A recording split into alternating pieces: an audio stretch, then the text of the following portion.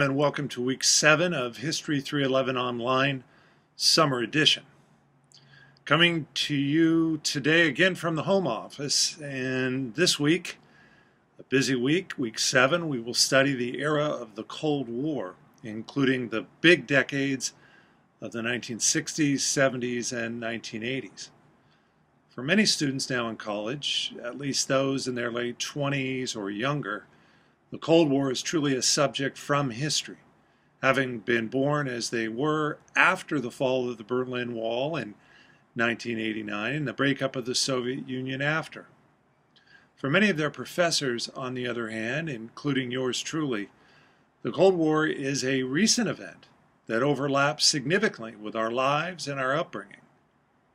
We remember events first person, such as the 1972 or 1980 Olympic Games, when Cold War sports and global politics combined, or perhaps remember when famous Russian artists like Mikhail Baryshnikov defected to the United States under a cloud of secrecy.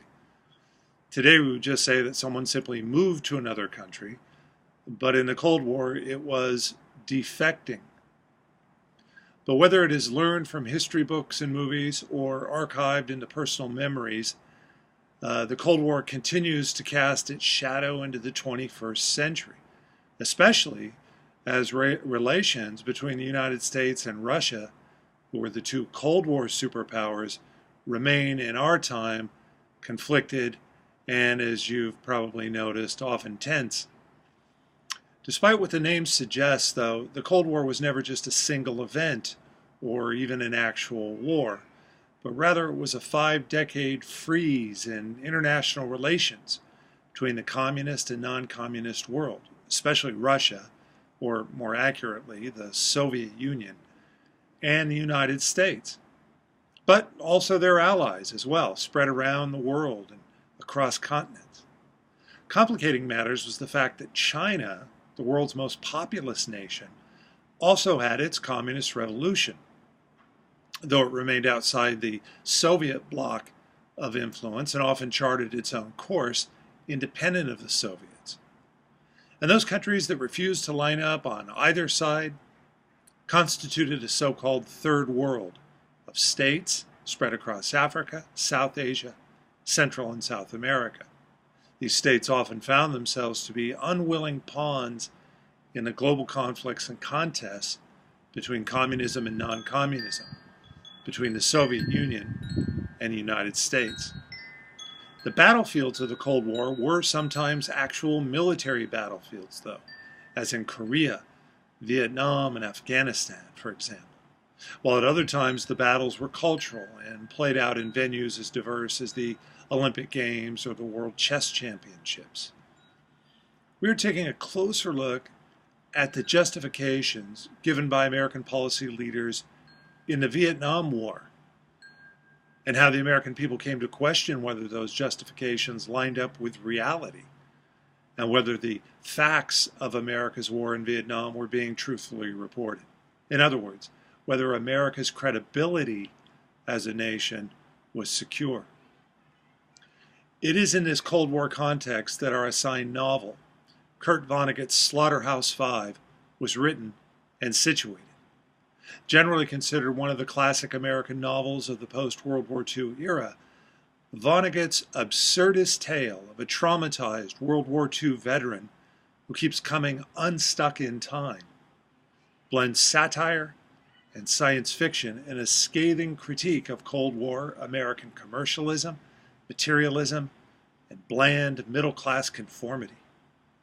I've provided you with a chapter-by-chapter study guide of the novel, as well as a lecture that integrates Vonnegut's work into the fabric of America's Cold War history. You'll complete and submit this week a historical document assignment based on your reading of the novel.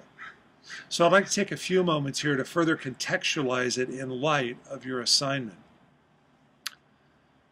Okay, the basic idea with this assignment is for you to choose 4 separate excerpts from the novel, each from a different chapter than the others, and relate them to America's post-war, Cold War decades, the 1950s and 60s.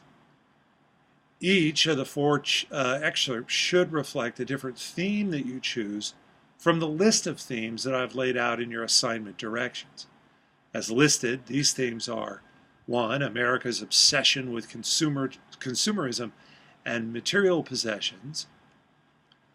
2. Conformity of thought and behavior of the American people.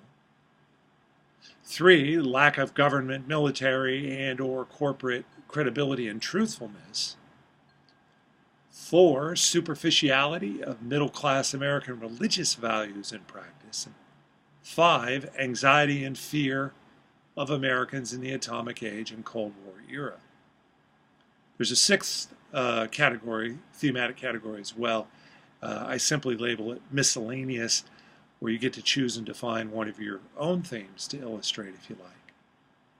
Now, I've given you a sample analysis in the directions for this assignment. I encourage you to give it a close look, to see how your historical analysis should lay out.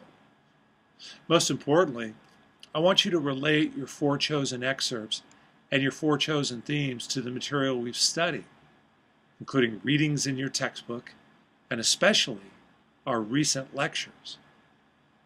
If literature is a kind of mirror on society, culture, and human relations, then Vonnegut's novel Slaughterhouse-Five should reflect the various preoccupations many Americans had, especially white middle-class Americans in the post-World War II and Cold War years.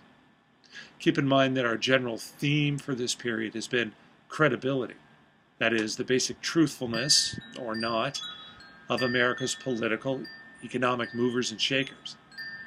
Vonnegut uses dry humor and irony to reveal the lack of credibility, as he sees it, in America's political, cultural, and economic, and even religious self-professions. In other words, the difference between what Americans professed to be their values and how they actually lived and governed. Ultimately, your score on this assignment will reflect the quality of the excerpts you choose and your ability to relate them to the themes listed, along with how well informed your analysis is with specific historical examples drawn, as I say, from the history we've studied these past few weeks. If it helps, think of this assignment as a book review, but a specifically, historically well-informed book review. All in all, it's a busy week for us with 2 assignments due, the other being your homework 4 assignments. So be sure to stay organized and give yourself enough time to complete everything by the Sunday midnight deadline. Then we will finish the course next week, week 8, as you submit a final essay by Thursday of next week. You can take a sneak peek at the essay in our week 7 module, part 3. Let me know, as always, if you have any questions. Have a great week, everybody.